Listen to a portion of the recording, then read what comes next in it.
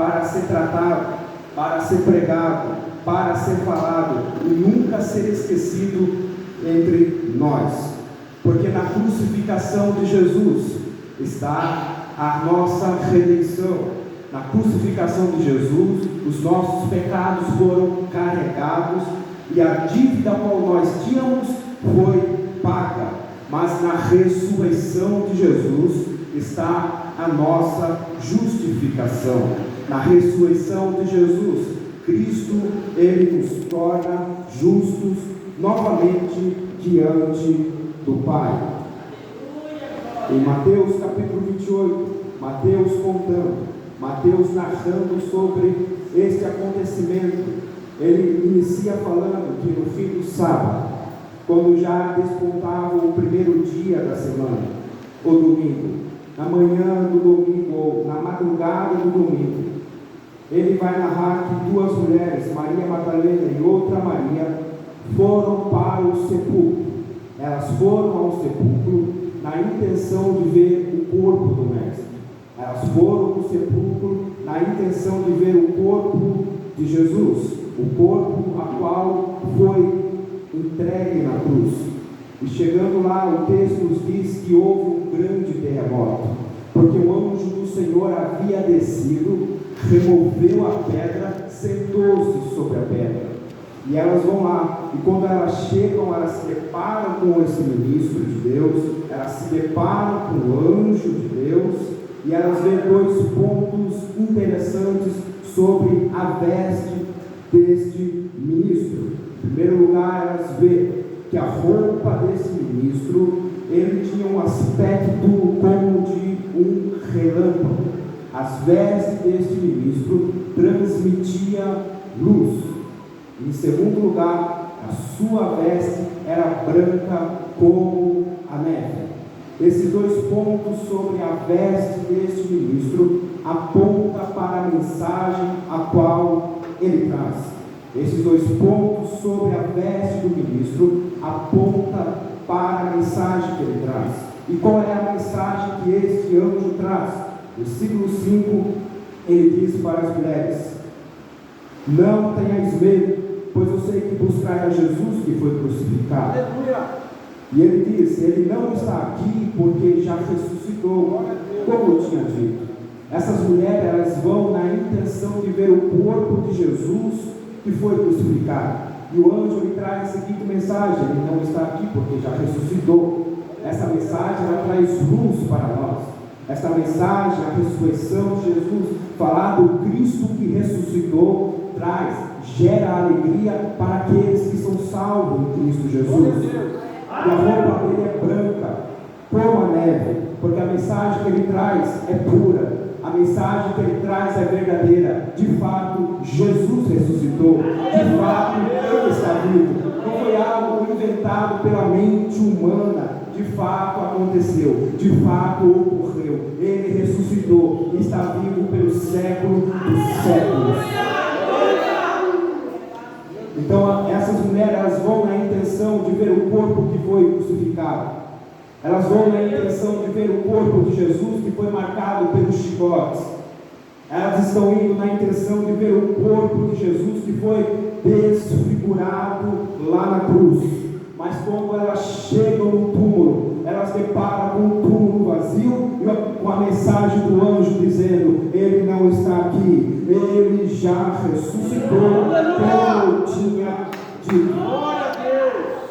E após ele entregar esta mensagem às mulheres, o anjo então dá uma ordem para elas no versículo 7, e depois imediatamente aos seus discípulos, e conta para eles o que aconteceu. E elas então estão indo para os discípulos, para contar para os discípulos o que havia acontecido. E durante a trajetória até onde os discípulos estavam, o texto nos diz que Jesus vai ao encontro delas. E quando Jesus aparece a elas, elas então abraçam os pés de Jesus e o adoram. E Jesus confirma então a ordem dada pelo anjo. Jesus diz: vai para os meus irmãos e diz para eles que logo, que em breve, eu também estarei lá, juntamente com eles. Então, essas mulheres, com a mensagem da ressurreição de Jesus. Elas estão indo em direção aos discípulos para contar, para trazer a seguinte mensagem: que Jesus ressuscitou, que Jesus está vivo.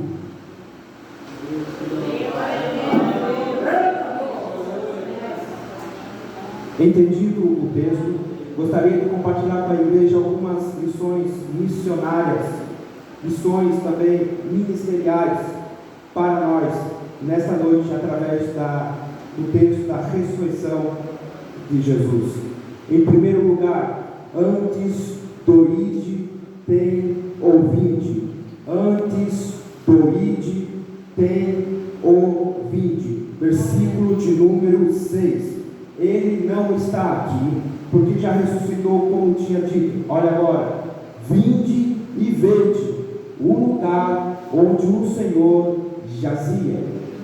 Elas chegam então no túmulo e o anjo traz a mensagem: ele está vivo, ele ressuscitou. Mas quando o anjo traz a mensagem, o anjo não despede elas de imediato dizendo: agora vão, você já tem a mensagem, agora vocês podem pregar, agora vocês podem me falar. Não, o anjo primeiro diz: venham ao túmulo, venham no lugar onde ele estava, venham primeiramente ter uma experiência pessoal com a mensagem a qual vocês vão entregar, para depois vocês entregarem a mensagem. Aleluia. O anjo não despede elas quando entrega a mensagem. O anjo primeiro convida elas para entrar no túmulo, para ter uma experiência pessoal com a mensagem a qual elas iriam entregar. Porque quando nós olhamos para a atualidade, encontramos entre nós muitos ministros de Deus que até têm a mensagem, mas não têm experiência com a mensagem a qual trazem. Não têm experiência pessoal com a mensagem a qual entregam para o povo de Deus. Se prega muito sobre uma vida de santidade, mas o mesmo não tem uma vida de santidade. Se prega sobre amor, mas o mesmo não pratica o amor. Se canta muito sobre fidelidade a Deus, mas o mesmo ou a mesma não tem fidelidade às Escrituras. O que é isso? Não está tendo uma experiência pessoal com a mensagem a qual estão entregando, porque pensa que ministério é microfone na mão, pensa que ministério é vir aqui na frente e pregar, pensa que ministério é pegar a oportunidade e cantar, e se esquece de ter uma vida com Deus no oculto, se esquece de ter uma vida com Deus quando ninguém está vendo, se esquece de ter uma vida com Deus no privado, quando está só Ele e Deus, Deus e Ele. Porque eu não entendo e não compreendo. Parece que quando pega o microfone na mão, ativa o modo unção, prega que é uma bênção, canta que é uma maravilha, mas quando entrega a oportunidade, quando desce do púlpito, não é nada daquilo que prega, não é nada daquilo que canta, não é nada daquilo que se apresenta em público. Porque muitos se acostumaram com o visível, se acostumaram com o microfone na mão. Isso é ministério? Não é. Tem ouvinte. Isso é Bíblia? É Bíblia. Quando nós olhamos para Moisés, a chamada de Moisés em Êxodo, a partir do capítulo de número 3, observamos que Deus começa então a falar com Moisés através da sarça que está pegando fogo. Aquilo chama a atenção de Moisés, pois ele vê que a sarça pega fogo e não se consome. Então Deus chama Moisés e Deus fala para Moisés se aproximar. Moisés então se aproxima, Deus fala para Moisés tirar de seus pés as sandálias, porque o lugar em que ele estava era terra santa. Moisés então retira as sandálias e Deus começa a falar com Moisés. Deus começa a dizer para Moisés: olha Moisés, é o seguinte, o meu povo ele está no Egito, o meu povo ele está nas mãos de Faraó, sendo escravo, e eu preciso usar alguém para libertar o meu povo. E este alguém, Moisés, vai ser você. Este alguém, Moisés, vai ser você que eu vou levantar para libertar o meu povo. Moisés então tenta correr. Moisés começa a colocar desculpa, pois ele vê que a chamada é pesada. Mas o que eu acho lindo é que Deus então vai dizer para Moisés: o que você tem na sua mão, Moisés? Moisés diz: uma vara. Deus fala: joga no chão. Ele joga, vira a serpente. Deus fala: pega pela cauda. Ele pega pela cauda, torna-se vara novamente. Deus fala então para Moisés: agora coloca a sua mão no peito. Ele coloca, tirou, mão leprosa. Coloca a mão novamente, colocou, tirou, mão sarada, mão restaurada. O que é isso? É Deus preparando Moisés no oculto para a obra a qual Deus tinha na vida dele em público. Deus não envia Moisés ao Egito sem antes preparar ele na sarça. Deus não envia Moisés ao público sem antes preparar ele no oculto. Deus não envia Moisés diante de Faraó sem antes capacitar ele, sem antes tratar ele, sem antes encorajar ele. Nós observamos que mais à frente, através de Moisés, Deus traz então pragas ao Egito.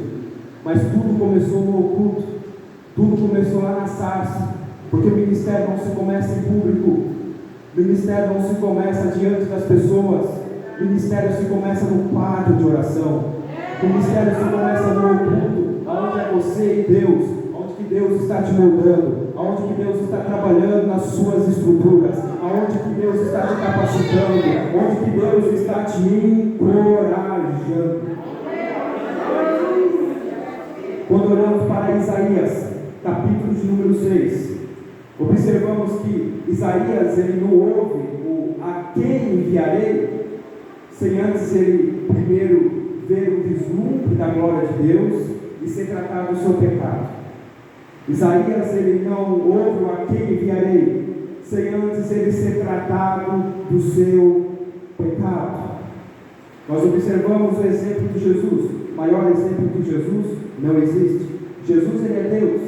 Ele poderia vir do jeito que queria, da forma que queria e fazer a obra, mas não. Ele, sendo Deus, se fez pequeno no ventre de Maria, cresceu aos poucos e só com 30 anos ele desce no Jordão para ser batizado. E quando ele é então batizado, ele não vai de imediato fazer a obra, não.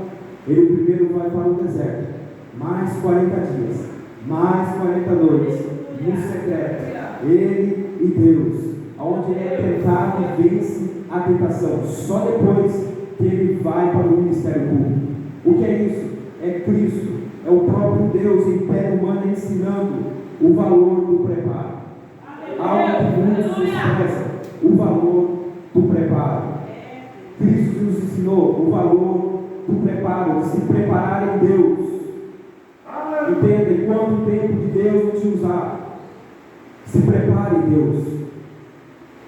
Valorize o tempo do preparo, do oculto com você e Deus.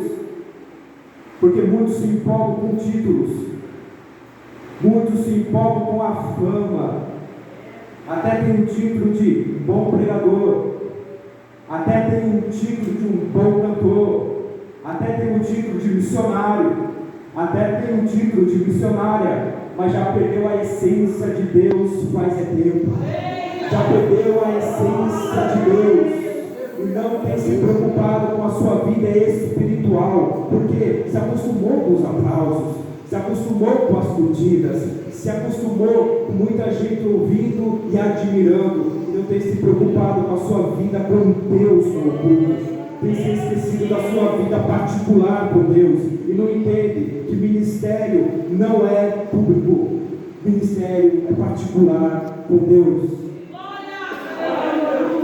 Muitos querem ser um bom obreiro, querem ser homem de Deus, mulher de Deus, mas não se prepara em Deus. Quer ser um bom obreiro, uma boa obreira, mas não sabe o que é um culto de doutrina. Tem a oportunidade de vir aos cultos de doutrina, mas nunca vem. Despreza o preparo de Deus. Quer ser um bom obreiro de Deus, mas não sabe o que é levantar de manhã, no domingo, pegar a sua revista da escola bíblica dominical e vir à aula. Mas quer ser usado por Deus, quer ser homem de Deus, quer ser mulher de Deus. Desculpa, mas sem preparo em Deus não dá.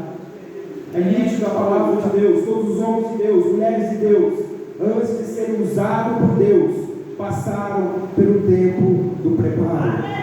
Essas mulheres, elas não entregam a mensagem sem antes irem ao túmulo e terem uma experiência pessoal com a mensagem que elas iriam entregar. É por isso que muitos fracassam no ministério. É por isso que muitos até começam bem, mas terminam mal. Porque não valorizam o tempo do preparo. Se empolga em querer fazer muito e vive pouco. Quando nós olhamos para Isaías 6, nós observamos que os serafins, eles tinham quantas asas? 6. 2 cobriam o rosto, 2 cobriam os pés e com 2 voavam. Eles mais prestam reverência a Deus do que trabalham. Enquanto muitos querem fazer muito e não prestam reverência nenhuma a Deus, não se preocupam com o estado espiritual no particular, mas a palavra de Deus é nítida. Precisamos valorizar o particular com Deus.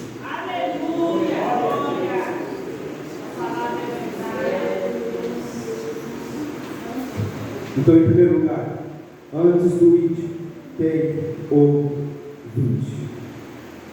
Em segundo lugar, se a igreja não for, o mundo vai. Se a igreja não avançar, o mundo irá avançar. E eu vou mais, a igreja avançando ou não, a igreja pregando ou não, o mundo vai avançar, o mundo vai falar. Versículo de número 11. E quando iam, eis que alguns da guarda, chegando à cidade, anunciaram aos príncipes dos sacerdotes todas as coisas que haviam acontecido. E congregados eles os anciãos, e tomando conselho entre si, deram muito dinheiro aos soldados, ordenando: dizei, vieram de noite os seus discípulos, e dormindo nós o furtaram.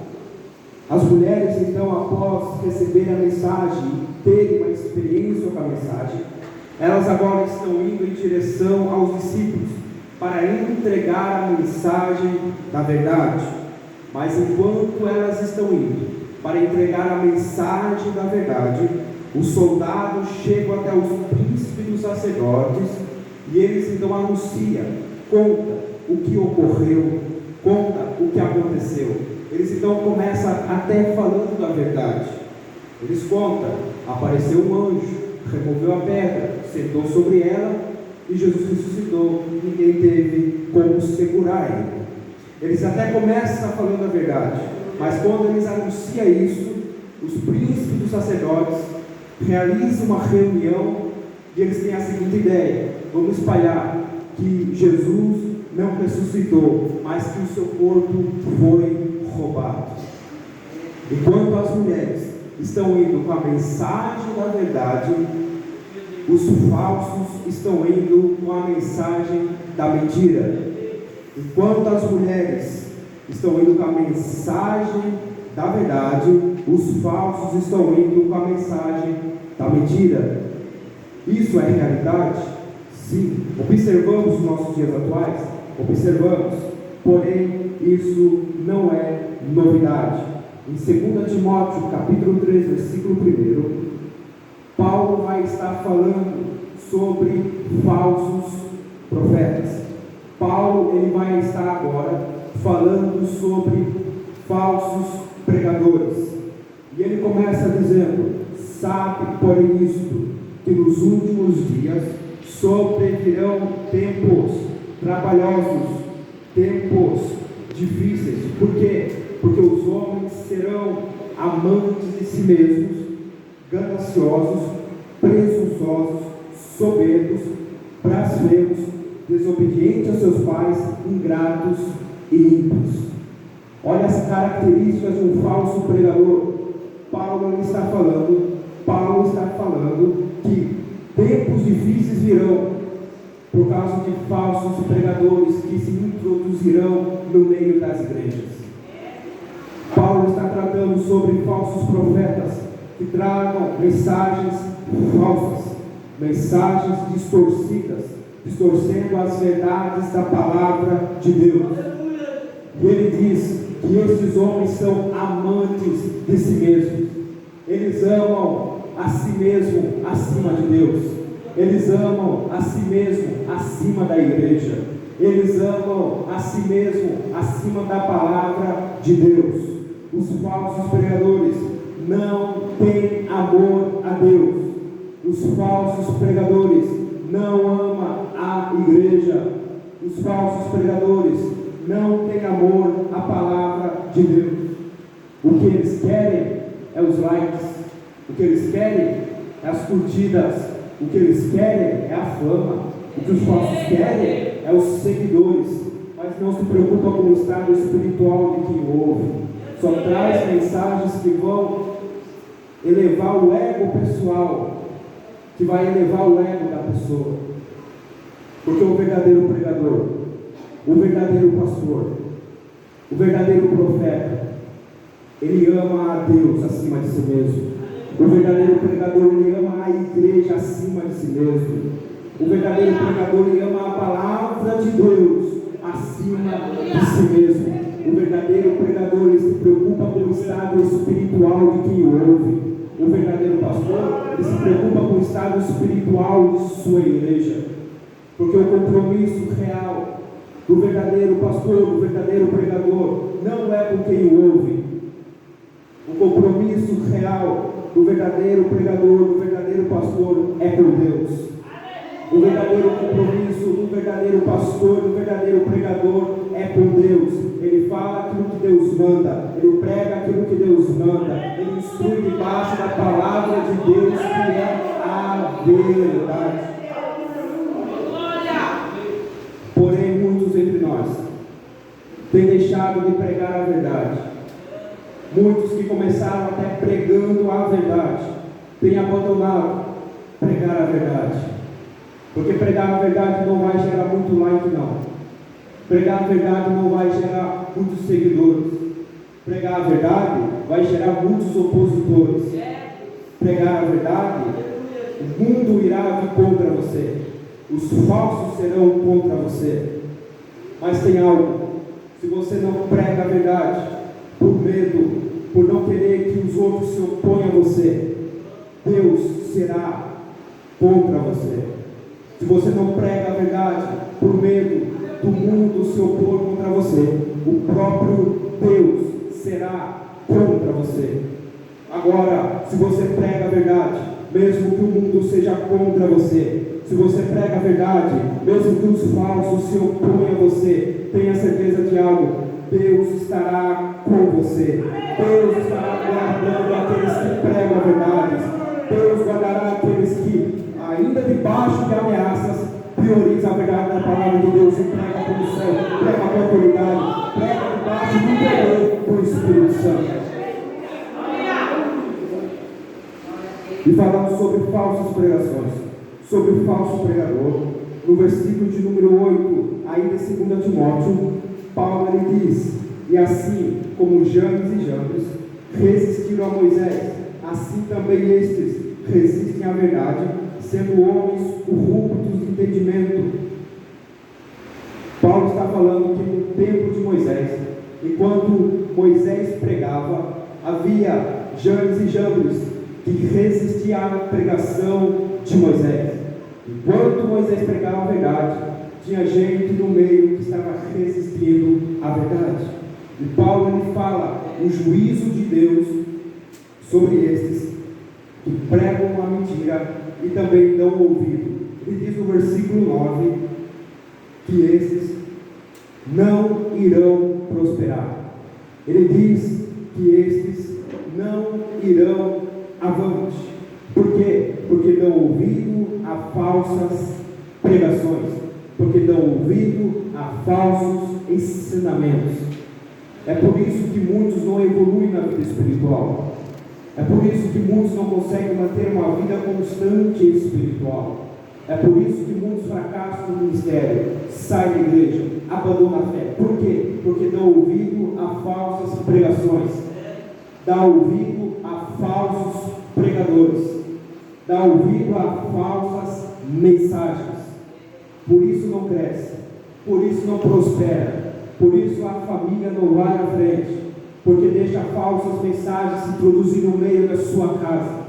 É por isso que o casamento não dá certo, porque deixa falsas ministrações tomar conta de sua vida. Despreze o pastor que prega a verdade para honrar o que prega a mentira. Em Apocalipse capítulo 2, versículo de número 13.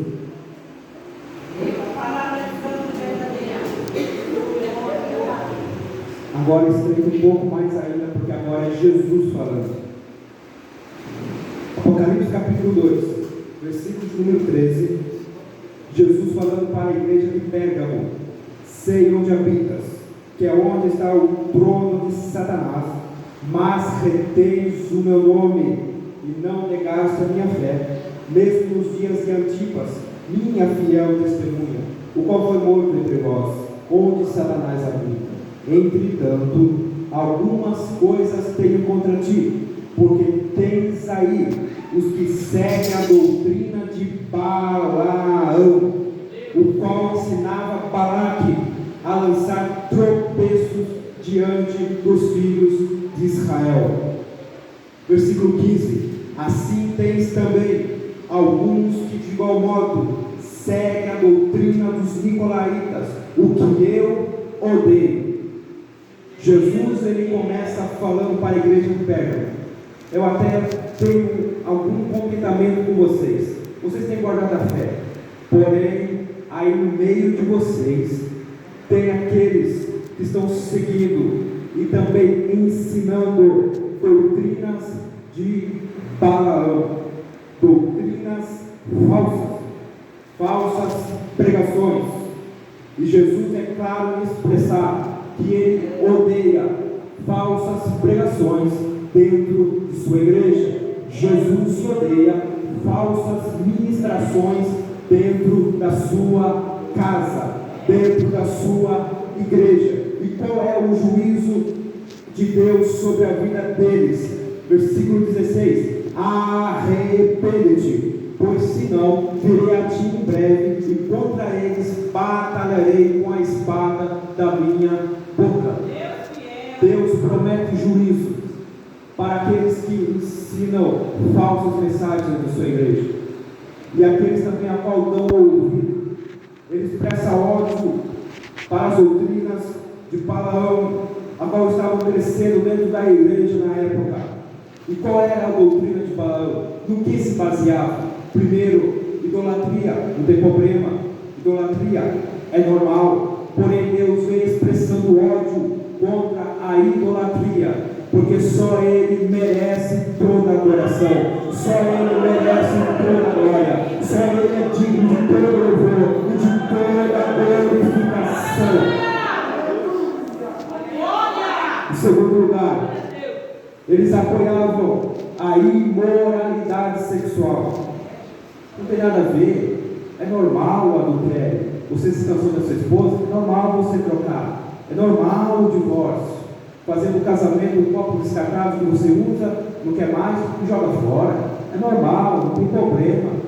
Fornicação, é normal. Porém, Jesus vem expressando ódio contra a imoralidade sexual, porque Ele é santo, a igreja dele é um povo santo. Os serafins clamam dizendo que Ele é santo, santo, e toda a terra está cheia da sua glória. Ele é santo e não permite pecado dentro da sua casa. Ele é santo e não permite falsas ministrações dentro da sua igreja. Ele promete juízo contra falsas pregações e aqueles que também dão ouvido às falsas mensagens. Para encerrar, o ide evangelístico, versículo 18. E chegando-se Jesus, falou-lhes dizendo: é-me dado todo o poder no céu e na terra. Portanto, ide. Jesus, ele se apresenta para os seus discípulos dizendo: é-me dado todo o poder. Todo o poder é entregue a mim. Quando nós olhamos para Gênesis capítulo de número 3, observamos que o pecado ele entra na humanidade. O pecado ele corrompe o ser humano por completo. O pecado ele corrompe a imagem perfeita ao qual Deus criou. O pecado atinge o ser humano por inteiro e por completo. Paulo, em Romanos, tratando sobre nossa humanidade falha. Ele diz que o homem é pecador desde sua meninice. Ou seja, o ser humano ele nasce com a natureza caída nele. O ser humano ele nasce com a natureza corrompida. Paulo ele diz que ninguém faz o bem por si mesmo. Todo homem é mau. Todo ser humano é depravado por completo. O pecado corrompeu o ser humano por inteiro. E Paulo ele diz que não há um justo sequer. Não há ninguém que faça o bem pela sua própria força. Todos pecaram e destituídos estão da glória de Deus. Paulo em Romanos 7 ele diz: miserável homem que sou, o bem que eu quero fazer eu não faço, o mal que eu não quero, este eu pratico. O que é isso? É o poder do pecado. O que é isso? É a força do pecado que está em nós todos os dias. É um poder que está em nós, que infelizmente habita em nós. E para se vencer esse poder total do pecado que há em nós, é só através de um que também tem o poder total. E quem é este? Versículo 18, Jesus diz: é-me dado todo o poder no céu e na terra.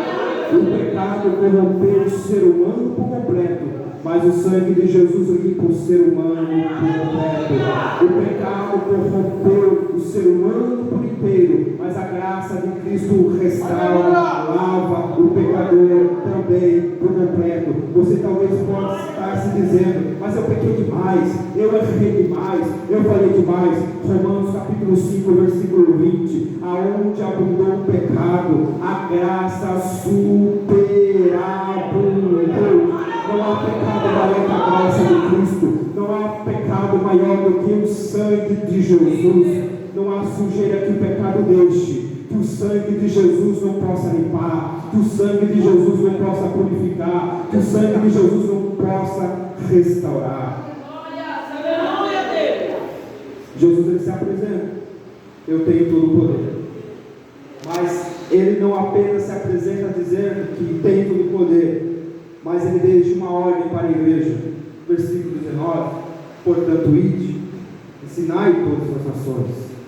Ele se apresenta com todo o poder e ele diz para a igreja pregar, porque a autoridade da igreja está na pregação. A autoridade da igreja está em abrir a boca e pregar a verdade. A autoridade da igreja não está em apenas orar e jejuar pelo país. Não. A autoridade da igreja também está na pregação do Evangelho, na pregação da palavra de Deus. Porque, como falamos, o mundo não vai parar de avançar. Cada vez mais o mundo vai vir contra a igreja. Cada vez mais o mundo vai se opor, vai se levantar a igreja.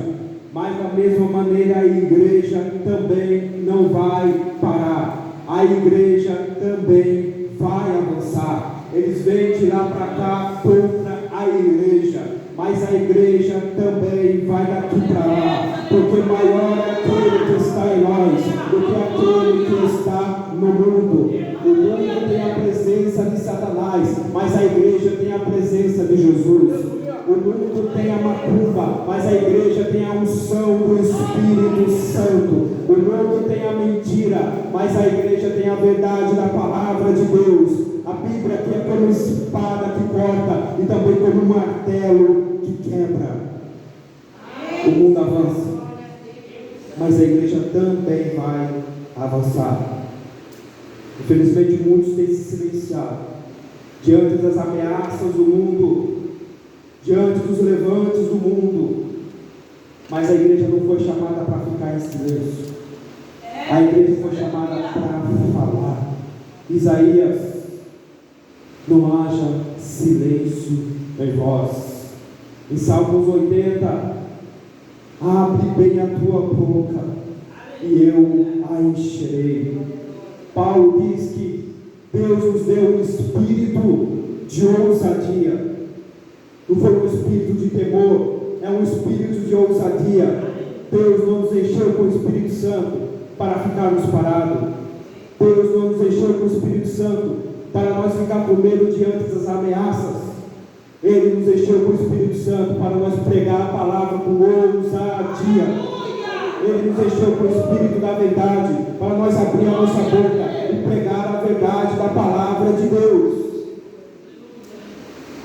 Porque o mundo tem se levantado, querendo introduzir as suas ideias, as suas mentiras, colocando a verdade como mentira e a mentira como verdade, querendo impor suas ideias, querendo impor os seus pensamentos, querendo normalizar aquilo que a Bíblia condena.